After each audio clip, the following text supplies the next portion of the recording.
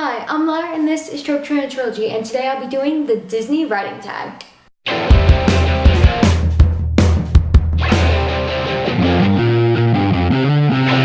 First, I would like to thank Jessica from JLW Reads for tagging me. Her channel is great and I will link her video down below.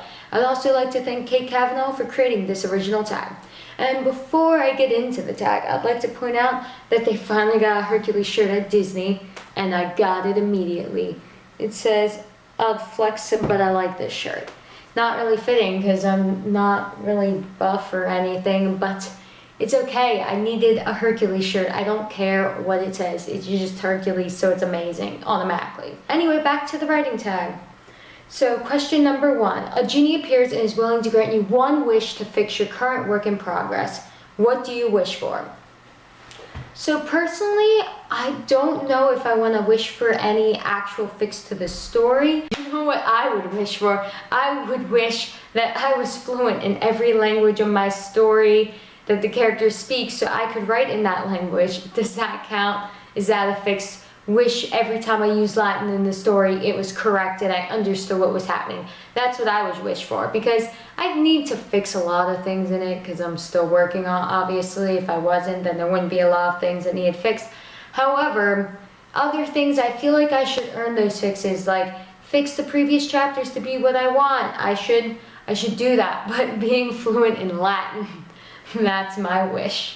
That's kind of a random one, but that's what I'm going with. I will also link the videos about this story to this video. Number 2, The Lion King. If you had to retell a Shakespearean play using animals as main characters, what play would you choose and which animals? I've only read 2 plays, and that's Romeo and Juliet and Macbeth. And personally, I prefer Macbeth, so I will pick Macbeth. And which animals will be murdering their boss today? I kind of want to do cats just because I was a really big fan of the Warrior Cat series, and I also live on a farm, so I know how wild cats and feral cats like to behave and murder each other. But I also think there's potential for like really fun ones. Ooh, or I could do fish, because deep sea fish are really cool and creepy. And I think it'd be really interesting to write about all the different fish species murdering each other, or like river fish. Have you seen the show River Monsters? I used to love that. So creepy fish or cats for Macbeth, or scuba diving cats fighting creepy fish in the deep sea for Macbeth. That makes sense. Number 3, Pocahontas. Have you ever pulled an inspiration for a story from history, and what was it? Well, my current story I'm writing, it takes a lot from Roman history. It's not necessarily a retelling, however, it is very much inspired by that culture and mythology, and that culture and mythology is referenced in my book that I am currently writing. So yes, my story does take a lot from history. My current story is actually very inspired by Roman history. Number 4, Snow White. What was the very first story you ever wrote? So the first story I think I wrote when I was little was somewhat inspired by Pirates of the Caribbean, and that the main character was sort of in the house, like Elizabeth in Pirates of the Caribbean, and then there was a British who attacked the house and blew it up, her home, and then she was captured by them, but it was in space, so it was like a space planet that this all took place, and then she fell off a bridge, and her pet falcon eagle like clawed her, and like with radioactive stuff, so it was like Spider-Man too, and she got like falcon hawk eagle powers and could fly. She flew away, and I remember the antagonist in that was named Alexander, and she was like, haha, take that, Alexandra, I called you a girl, haha, get it? Yeah, so I wrote that in elementary school. That was the first story I ever wrote. Never finished it, but I started it. Number 5, Mulan. Who is the strongest character you've ever written, and what made them strong?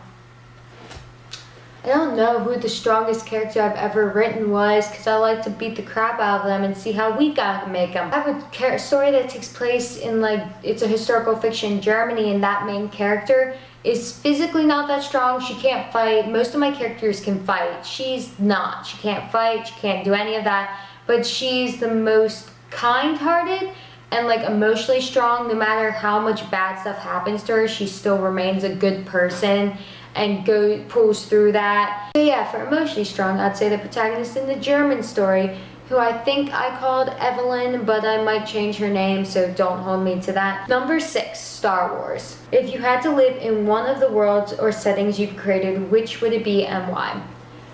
I think I would want to live in my space world of Parallax, which I did nano videos on, which I will link to this. I would want to live in the setting of Parallax because it takes place in space and you can fly around in rockets in space, and I honestly just want to go to space. I'm disappointed that I can't go to space because it'd be cool, because space. Also though, that world is a lot, like, has violence and dark stuff, but all my worlds do. I would probably die in all of them. I create terrible, terrible worlds. But I think Parallaxes would be the coolest because, again, space, and also it has all the modern amenities I would want in a world.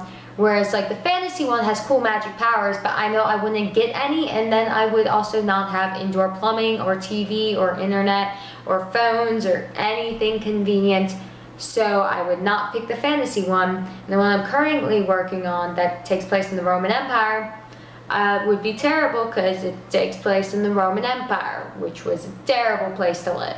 So Parallax setting in space. Number 7, anthems. Which Disney songs do you put on your writing playlist? I know there are some Disney songs I really like Go the Distance. However, I'm not sure if that one fits my story. However, in my current story, Sicarius Saga, 2 Disney songs that I do have in the playlist for it are God Help the Outcast from Hunchback of Notre Dame and I Won't Say I'm in Love from Hercules, which is right here. So yeah, I would go with those 2 songs fit my current story. Number 8, retellings. Which fairy tale movie would you want to retell? Fairy tale movie. Which fairy tale would you want to retell? It's written fairy tale movie here. I think fairy tale makes more sense though. Which fairy tale would you want to retell? I actually have an idea for a fairy tale retelling. However, it is a combination of 3 fairy tales, so I'm not sure if it counts, but I'm going to just talk about this idea because it's an answer and it's actually something I want to do. So this story idea is a retelling that combines Snow White, Cinderella, and Sleeping Beauty. So in this retelling idea, I have Snow White was stillborn and her mother sacrificed her life to bring her baby to life.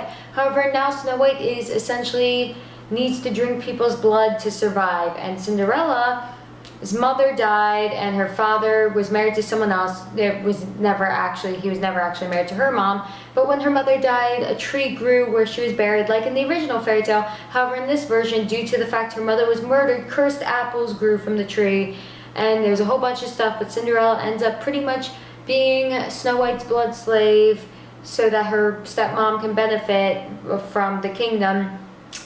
And it's very dark and creepy. So yeah, I think it's a really cool idea that we've stuff together. I don't want to say too much, but I think it would be fun. And I know it's 3 stories, but I don't, ignore that. We'll pretend it's not. Number 9, Frozen. Which character that you've written is most likely to be misunderstood or incorrectly interpreted as a villain? I don't know if I would ever say I have characters like that because I have a lot of characters that are technically protagonists, but they're meant to be bad. So if someone considered them the villain, they wouldn't be wrong. I guess the one that fits that the best would be Captain Sai, even though he's not a good guy, but he is a protagonist. Like in Parallax, Captain Sai is technically one of the good guys, but he's a bad person.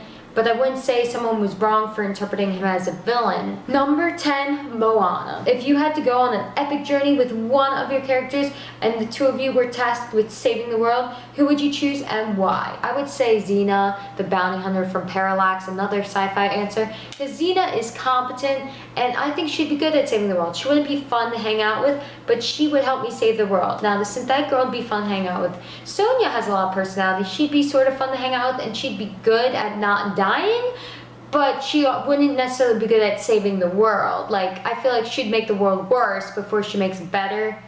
Like, I feel like she'd screw up a lot. So I'm going to say Xena, the bounty hunter from Parallax. Number 11, Pinocchio. What's the most common lie you tell people about your stories or writing? I lie that I'm getting writing done a lot. That's probably the most common one. They're like, oh, have you written any? Oh, yes, I've written so much. I am almost done. I am such a competent, good at time managing writer. And finally, number 12, sidekicks. Who is your favorite minor character you've written that you wish you could give their own full story? I would say Sonia Sicarius' parents in the Sicarius saga, because I feel like how they met, and especially Sonia's father. I think Sonia's father's backstory would actually be pretty interesting, but it doesn't feel like it would be a good story because I don't think there's a good story arc as much as it's just telling his life, and he does have a pretty interesting life leading up to the story.